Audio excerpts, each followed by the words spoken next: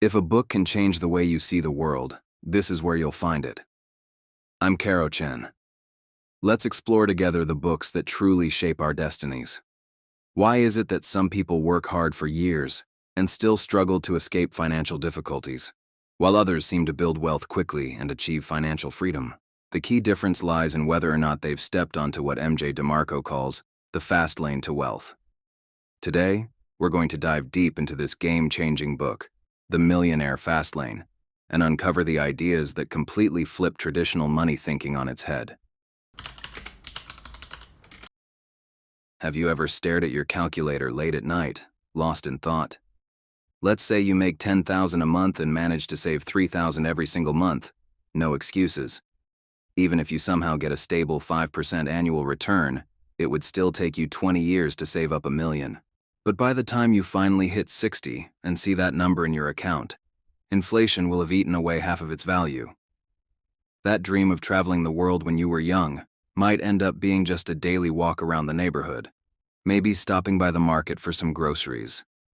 That's the financial fairy tale we've been told since we were kids. Study hard, get into a good university, find a stable job, save 10% of your salary, invest it, and let compound interest work its magic. Then retire rich at 65. Our parents told us this, our teachers taught it, and even financial bloggers keep repeating the same thing. It's just like being told as a kid to drink more hot water whenever you felt sick. We followed the advice, only to realize some financial fevers simply can't be cured that way. For MJ DeMarco, that fairy tale was shattered when he was 16.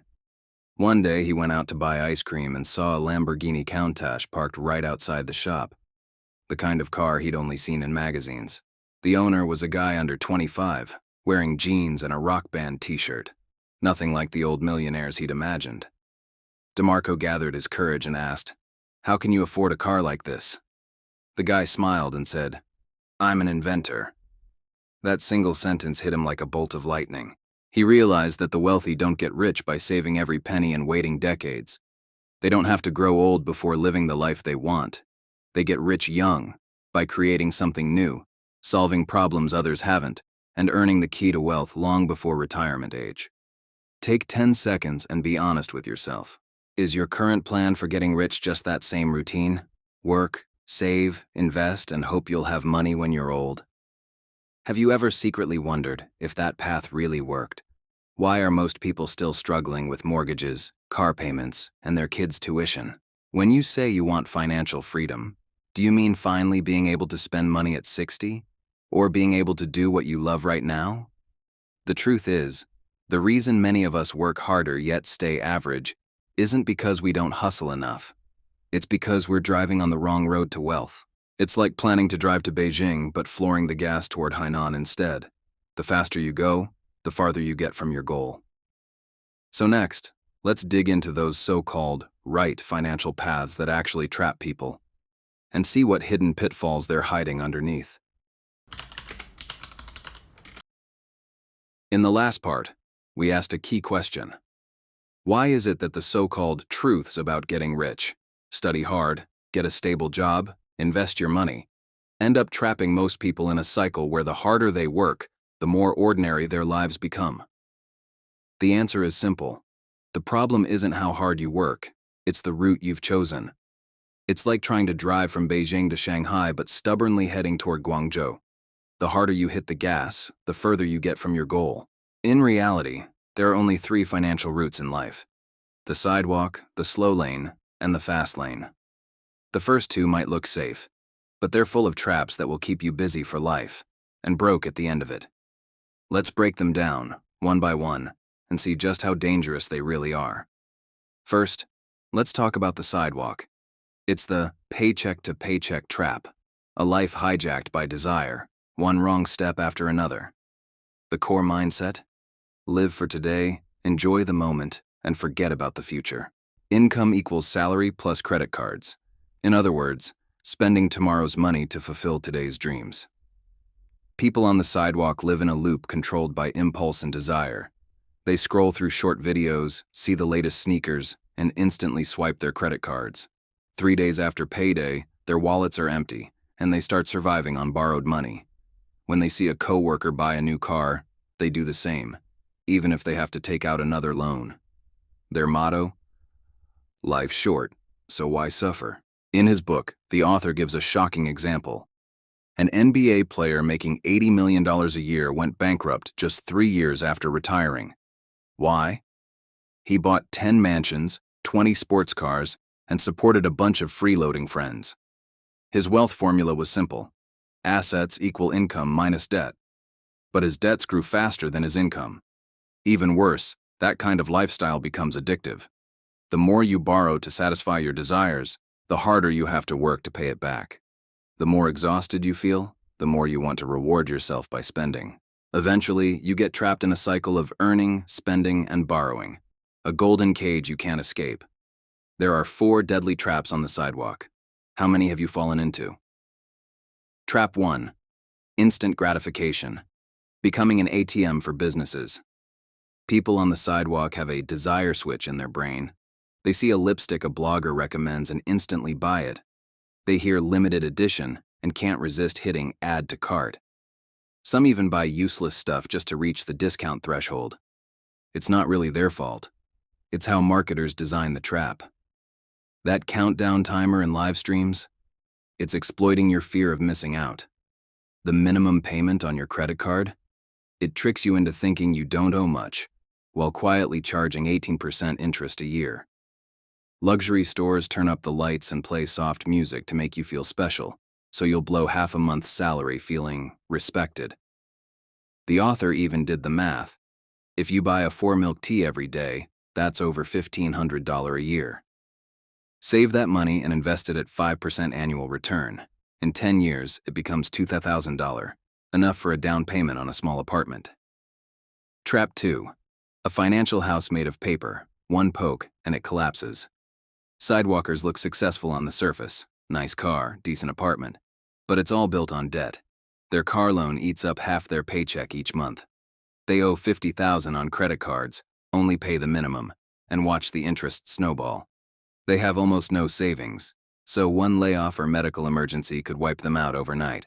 During the 2008 financial crisis, 62% of American households couldn't come up with $3,000 for an emergency. In 2020, 41% of Chinese adults said they couldn't last 3 months without a job. These numbers tell the same story. People on the sidewalk are living in financial houses made of paper, a little wind, and everything falls apart. Trap 3. The victim mindset. Blaming luck for everything. People on the sidewalk love to complain. I'm not rich because I wasn't born into money. My boss is too stingy. Otherwise, I'd be saving. The stock market crashed and I lost everything. But they never ask the real questions.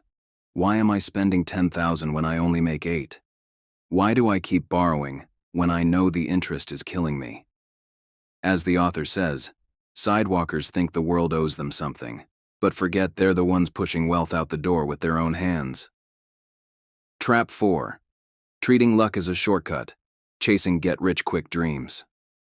Sidewalkers don't believe in hard work. They believe in luck. They buy lottery tickets every week, dreaming of hitting that jackpot. They fall for insider tips and throw their retirement money into scams promising high returns. Some even think marrying rich will solve all their problems. But here's the truth.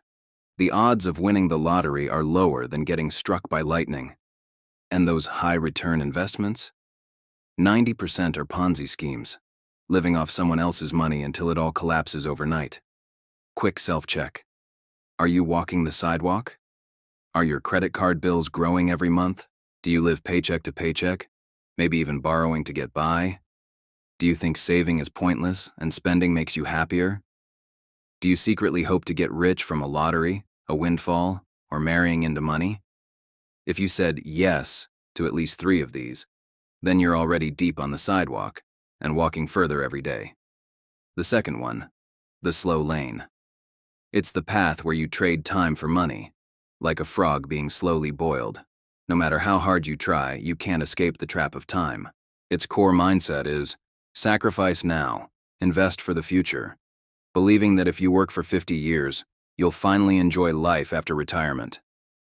Wealth equals salary plus some returns from funds or stocks. But in essence, it's trading your youth for freedom in old age. The slow lane sounds much more reliable than the sidewalk. It tells you to study hard, find a stable job, and save 10% every month for mutual funds or investments. Sounds reasonable, right? Just like how our parents said, drink more hot water, it cures everything. We listened, but eventually realized that some financial fevers just can't be cured that way. The author himself once walked the slow lane. He commuted 2 hours a day, lived frugally, and saved every penny in mutual funds. 10 years later, his account had only $698. He would have been better off keeping the cash under his pillow. The cruelest part of the slow lane is that it convinces you, as long as you work hard enough and stay disciplined, you'll get rich. But the truth is, even if you follow that plan perfectly, you'll almost never reach financial freedom, because it hides 4 invisible traps, even more dangerous than those on the sidewalk. Trap number 1, the time prison. Your income will always hit a ceiling. The slow lane runs on one rule: you trade your time for money. If your hourly wage is $20 and you work 8 hours a day, that's $160 a day. Even if you get promoted and earn $50 per hour, the most you can work is maybe 12 hours. That's $600 a day. Your time is limited, so your income always has a ceiling. The author once did the math. A manager making $500,000 a year looks wealthy, but it probably took him 20 years of grinding to reach that point.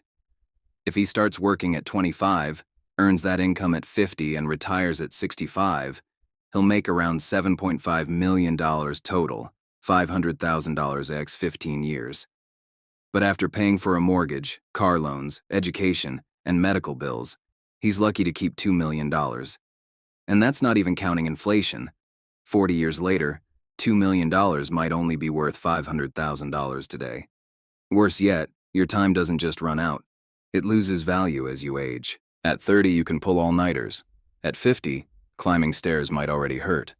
Why would your boss still pay you top dollar? Trap number 2, market gambling. You hand your wealth over to the storm, hoping luck brings you safely ashore. The slow lane worships the myth of compound interest. Invest $10,000 today at 8% a year, and in 40 years, you'll have $210,000. But that only works if the market keeps rising forever, and if nothing ever goes wrong in your life. In reality, during the 2008 financial crisis, the U.S. stock market plunged 57%, wiping out retirement accounts overnight. In 2022, the Fed's rate hikes caused global stocks to crash. Countless value investors ended up selling in tears. Even if the market doesn't fall, you could lose your job or get sick and be forced to sell your investments early.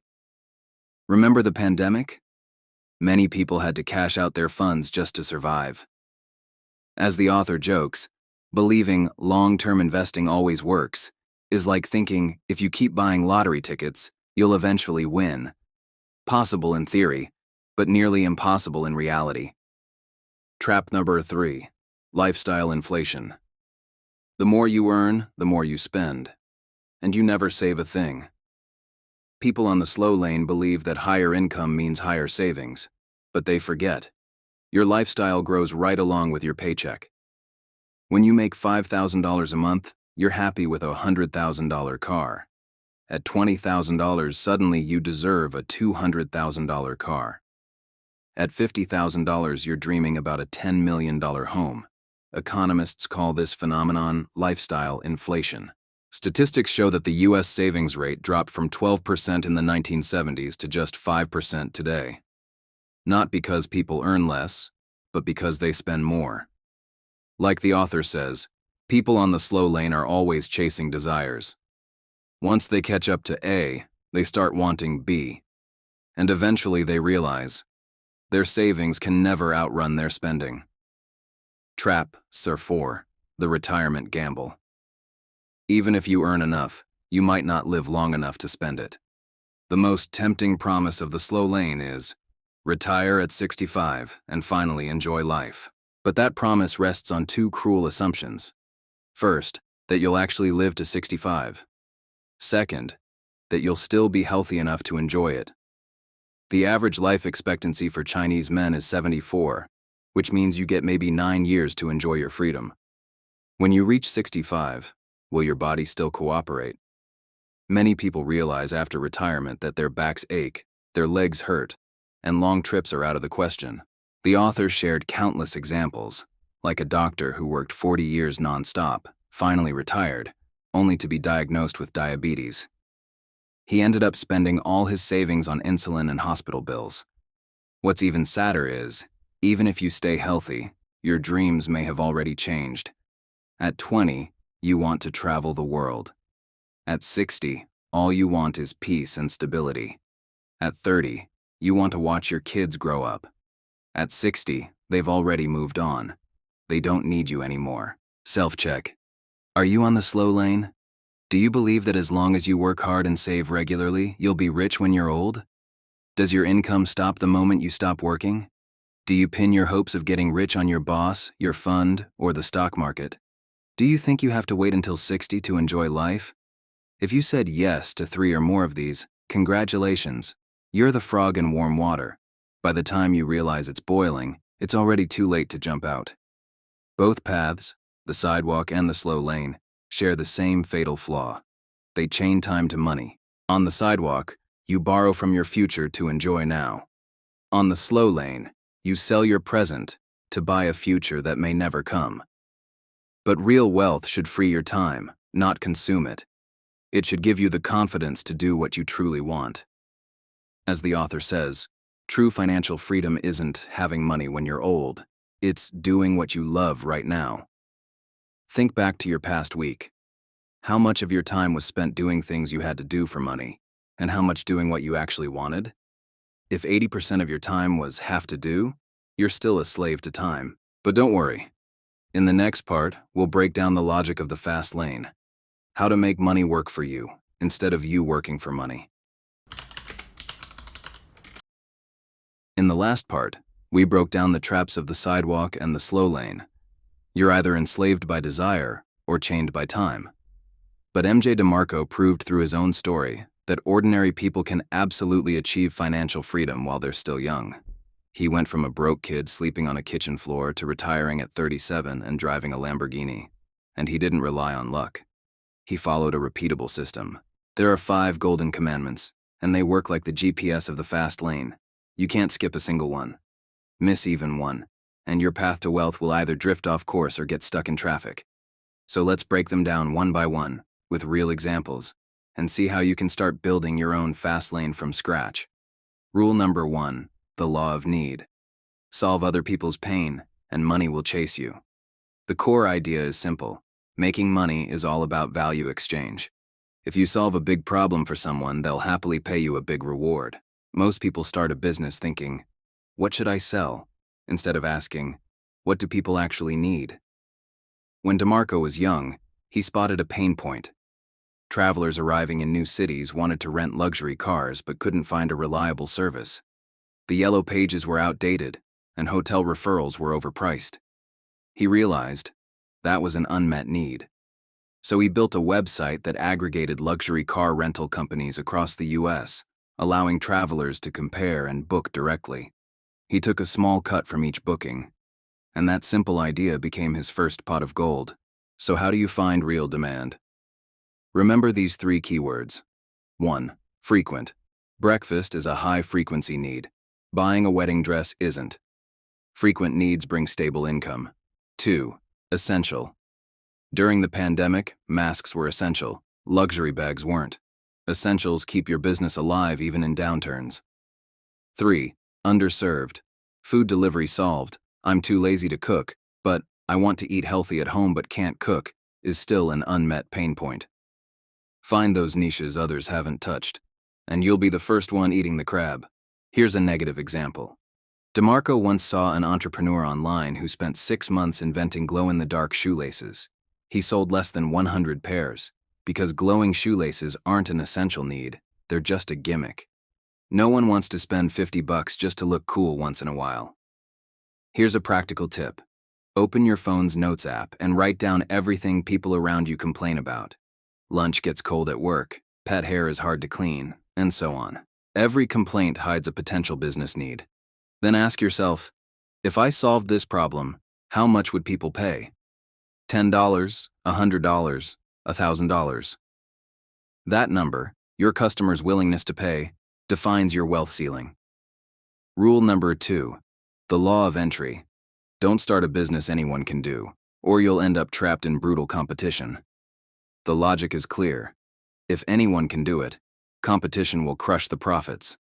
At that point, you're not competing with skill. You're competing with stamina. DeMarco once turned down a chance to open a coffee shop. His friend said, "Look at that trendy cafe. There's a line every day." But he did the math. A cup costs $3 to make, sells for 15s. Looks profitable, right? But rent, labor, and ingredient costs eat up most of it. And worse, the moment you make money, 5 more copycat cafes pop up within 6 months. That's the trap of low entry barriers. Businesses with high entry barriers usually have one of 3 traits.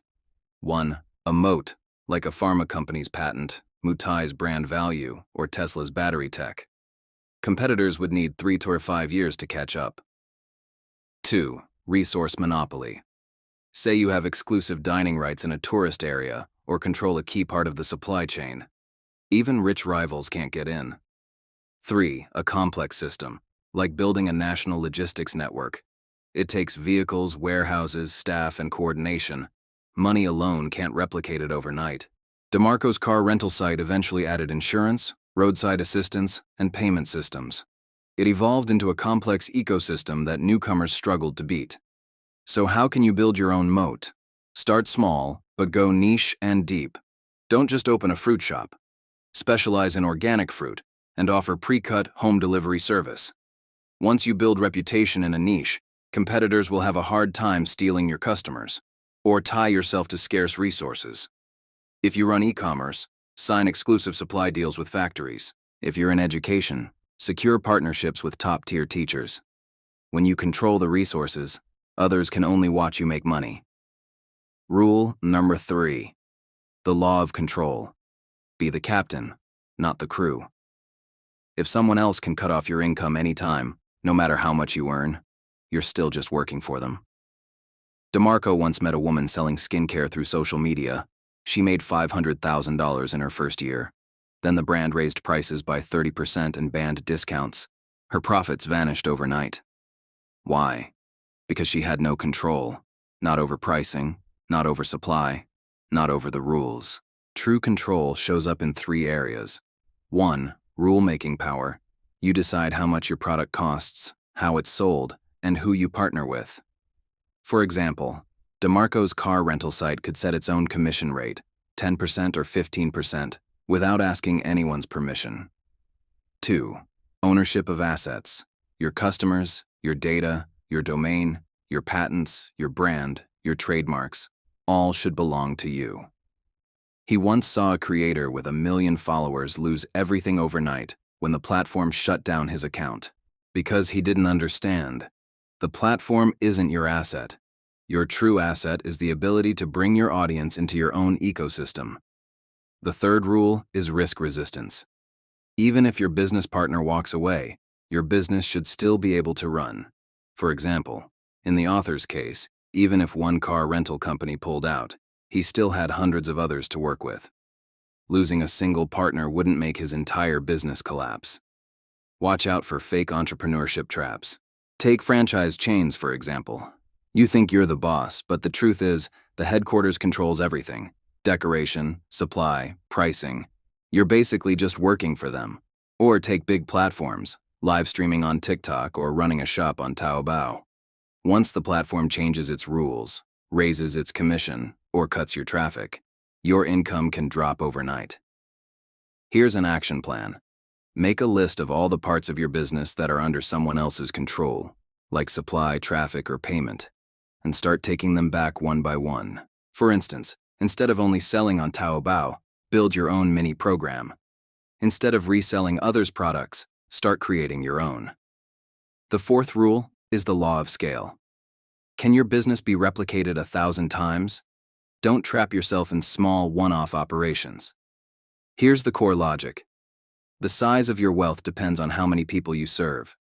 You can either serve 10 million people and make $1 from each, or serve one person and make 10 million. Either way, scale defines your financial ceiling. Why did the author's car rental website make money? Because it served travelers across the entire US, not just people in Chicago. Later, he translated the site into Spanish and gained a whole new wave of South American customers. That's the magic of scale. There are two paths to scaling up. Pick one and go deep. The first is broad scale, serving as many people as possible, even if the profit per person is low. For example, WhatsApp makes around $10 per user. With 1 billion users, that's $10 billion. Or bottled water, earn 10 cents a bottle, sell 100 million bottles, and that's 10 million in profit. This model works well for ordinary people. Websites, apps, mini programs, short-form content, books, courses, or franchise chains. Just copy your model to 100 different cities. The second path is deep scale, serving fewer people, but earning high profit from each one. Think luxury goods. Make $10,000 per bag, sell 1,000 bags, and that's 10 million. Or high-end consulting. One project earns you $1 million. This model fits businesses like custom jewelry or furniture, premium legal or medical services, or rare exclusive products. Scarcity creates value. A common mistake is confusing busyness with scale. Take a restaurant owner, working from dawn till midnight, thinking business is booming. But in reality, you can only serve about 100 customers a day. That's not scale, that's manual labor. True scale means your business keeps running even when you're not there. Like a restaurant chain with standardized processes, you don't have to cook every dish yourself. Ignore the time trap. Let systems make money for you. Don't be a spinning top that never stops. Here's the core logic. If your income depends on whether or not you're working, you'll never be truly free. The real fast lane is when you're making money, even while you sleep. At the later stage of the author's business, he only worked about 5 hours a week handling small issues. The system took care of everything: booking, commissions, payments. Even when he was on vacation, his monthly income didn't drop. That's the ultimate level of time freedom. Build an automated system that makes money for you. There are 3 types of automation systems most people can create. First is a product system. Work once, earn many times. Write a book, spend 3 months writing, and earn royalties with every sale. Develop an app, spend 6 months building it, and make money every time someone downloads it. Here's a real case. A programmer made an Excel plugin that automatically generates reports. He priced it at $99 and sold it online. His passive income hit $500,000 a year, and all he had to do was update the software occasionally. Second is a service system. Standardize your process so others can do the work for you. For example, if you run a cleaning company, don't do the cleaning yourself. Train employees, set standards, and just take your cut. Or if you're running a media account, don't write every post yourself. Build a team, guide the direction. The key is to turn your personal skills into a repeatable process and a handbook so anyone can follow it. Third is an investment system. Let your money work for you. Buy an apartment and rent it out. You'll get monthly rent without daily management. Or invest in a solid company and collect annual dividends. But here's a reminder. This step is for when you've already built some capital. Don't dream of lying flat and making money from investments when you've got no savings. Without initial capital, all of that is just talk. How do you move from making money manually to making money automatically? Start by listing out everything you do in your work right now. Then divide those tasks into 2 groups, the ones that must be done by you and the ones that can be done by someone else. Outsource the ones others can do. For example, customer service or shipping. Even if it costs you some money at first, the time you save can be used to build your system. Let's take an example. You run an online shop selling handmade jewelry. In the beginning, you do everything yourself, buying materials, packing, customer service. Later, you hire someone to handle packing so you can focus on product selection. Eventually, you find a factory to produce your designs. and you only take care of choosing products and running operations. Step by step, you move from being a seller to becoming the strategist behind the business. The 5 commandments of wealth are all essential. They support each other and you can't skip any of them. At this point, you might wonder, do I really need to meet all 5? The author's answer is yes, or at least most of them. For example, if you only meet the need commandment and the scale commandment, but not the control commandment, you might be a great salesperson, but most of your income still goes to the company. So you're basically still an employee. If you only meet the entry and control commandments, but not the need commandment, you might monopolize something no one actually wants, like singing slippers, and you still won't make money. Only a business that meets all 5 commandments can truly be a fast-lane business. Take the author's car rental website as an example. It solved a real need, renting luxury cars in different cities. He built a complex system that's hard to copy, kept full control over pricing and rules, served customers across the US, and made money automatically through an online system. Now grab a piece of paper and write down what you're doing, or what you want to do. Check it against the 5 commandments. What need does it solve? What are the entry barriers? Do you fully control it? How many people can it serve? Or how much profit does it make per sale? And can it keep making money even when you're not working? The fewer boxes you tick, the farther you are from the fast lane. But that's okay. Start improving one area at a time. Step by step, you'll find your own shortcut to wealth. Once you've built a business that meets all 5 commandments, you'll realize the essence of financial freedom isn't about how much money you have, but how many choices you have. And in the next part, we'll talk about what to do when money is no longer a problem, how to live the life you truly want. That's the ultimate meaning of the fast lane. When you truly step onto the fast lane, when you've made your first pot of gold, your second, and even reached the point of making money while you sleep, you'll suddenly realize something. Money itself isn't as important as you once thought. After retiring at 37, MJ DeMarco bought a Lamborghini and moved into a mansion overlooking the mountains. But he said his happiest moment wasn't when he signed a huge check. It was waking up each morning without an alarm clock, without having to please a boss, and being able to watch his daughter grow up day by day. That's the real meaning of the fast lane. Wealth is not the goal. It's a tool. It frees you from the chains of money and gives you the confidence to live as the person you truly want to be. Next, we'll break down how to live after becoming wealthy from 3 angles: wealth and freedom, wealth and relationships, and wealth and personal growth. This part is even more important than learning how to make money. It helps you avoid the tragedy of earning a fortune, but losing your life in the process. The essence of wealth isn't about how much money you have. It's about how many choices you have. The real value of money isn't in how many luxury items it can buy, but in its power to let you say no to things you don't like. In his book, the author shared a comparison. His friend Tom is a lawyer who makes $500,000 a year. He works late into the night, entertains clients on weekends, and even to take his kid to an amusement park, he has to ask for time off 2 weeks in advance. He has money, but no freedom of choice. The author, on the other hand, earns about $100,000 a month from his automated website. He doesn't have to clock in, can travel anytime with his family, and when a client makes unreasonable demands, he can simply say no. He doesn't make as much, but he has freedom of choice. That's the real difference: being controlled by money versus using money to control your life.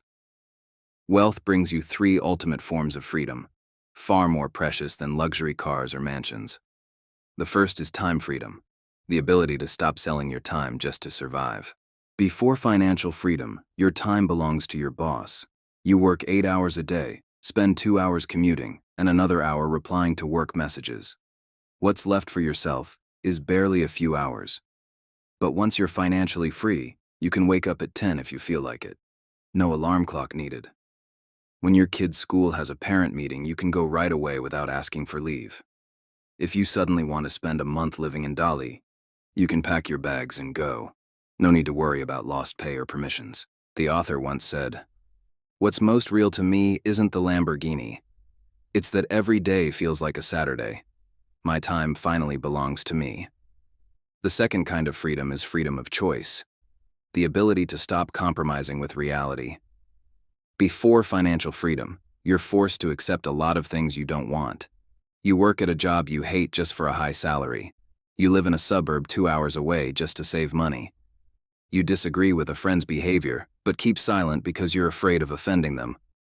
After financial freedom, you can say no to all that. You can refuse a 9-to-9 6-day work schedule, even if they double your pay. You can move to a neighborhood you actually love instead of settling for cheap rent. You can cut ties with people whose values clash with yours without worrying about losing connections. As the author once said when he turned down a company trying to buy his website, "I don't need the money, so I don't have to do things I don't believe in." The third kind of freedom is mental freedom, freedom from financial anxiety. Before financial freedom, you're often trapped by money. When a coworker buys a new car, you take out a loan to keep up, even though you can't afford it. When your parents get sick, you can't sleep at night worrying about medical bills and next month's mortgage. You want to quit your job and start a business, but you hold back because you have no savings. Once you reach financial freedom, you'll realize you no longer need to show off your wealth to prove your worth. Your value doesn't depend on material things. When unexpected expenses come up, your first thought isn't, "Do I have enough money?" but "How can I solve this?" When making choices, you start thinking, "Do I enjoy this?" instead of, "Will this make money?" Be careful. True freedom isn't just about having money.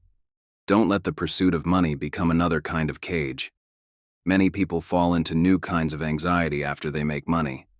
At first, they just wanted to make $1 million, but once they hit that goal, they start chasing 10 million, and it never stops.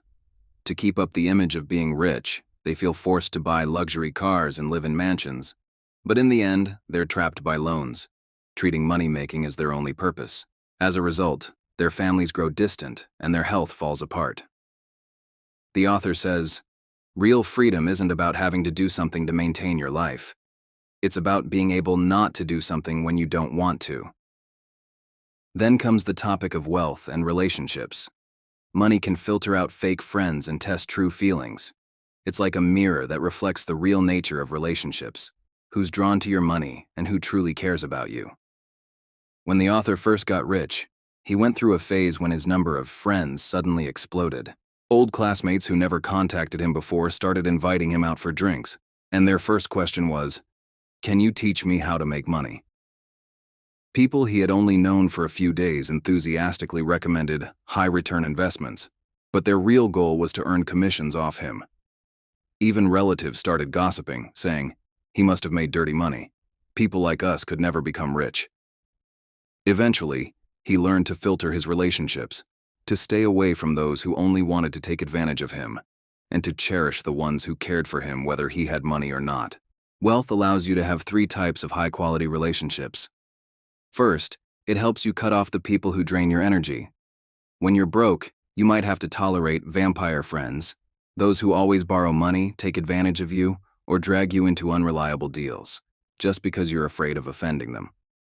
But once you have money, you can set boundaries with peace of mind, because you no longer need to sacrifice yourself to maintain connections. Second, wealth gives you the confidence to be good to your family. The author said his proudest moment wasn't buying a Lamborghini. It was paying off his mom's mortgage so she could quit the job she hated. When you don't have money, you might want to take your parents on a trip but can't afford it, or you hesitate to send your kids to a good school because it's too expensive. But when you're financially free, you can get your parents the best doctors without worrying about the bills. You can hire top piano teachers for your kids without counting the cost of each lesson. And when your partner wants to start a business, you can say, "Go for it. Even if it fails, I've got you." And then, wealth helps you attract people who are on the same wavelength. When you're no longer anxious about money, you have more time and energy to connect with people who truly resonate with you. You can talk about literature with those who love reading, instead of forcing yourself to attend dull networking parties. You can do charity work with like-minded people without worrying whether it's profitable. You can travel with those who love life the way you do, without overthinking whether to stay in a budget hotel or a 5-star one. True wealth isn't about how much money you have in your bank account. It's about whether you're living the life you actually like. At the end of the book, the author shared a story that woke him up. I once met an old man who ran a small grocery store. Every morning he hummed songs while stocking up goods, and every night he'd drink and chat with his neighbors. He didn't have much money, but he was genuinely happy. I also met billionaires who constantly frowned, worrying about their stock prices dropping. Eventually I realized, happiness is related to money, but it doesn't depend entirely on it. The key is whether you can live according to your own will. There are 3 questions to test whether you're truly wealthy. When you wake up each morning, do you look forward to the day, or just want to escape? Do you do most things because you have to, or because you love to? Are the people around you there for your money or for who you really are? If your answers are all the latter, then even if you don't have much money in the bank, you're already truly rich. For those of you running fast on the highway of life, don't keep staring at the finish line and forget the scenery along the way. While making money, spend more time with your family. Your kids won't wait until you're rich to grow up, and your parents won't wait until you're free to grow old. Don't trade your health for money. The author has seen too many people who spent hundreds of thousands treating illnesses after getting rich, but could never buy back their health. Sometimes pause for a moment and ask yourself, am I doing what I'm doing because I love it, or because I think I should? And finally, congratulations. You've just finished reading a truly important book.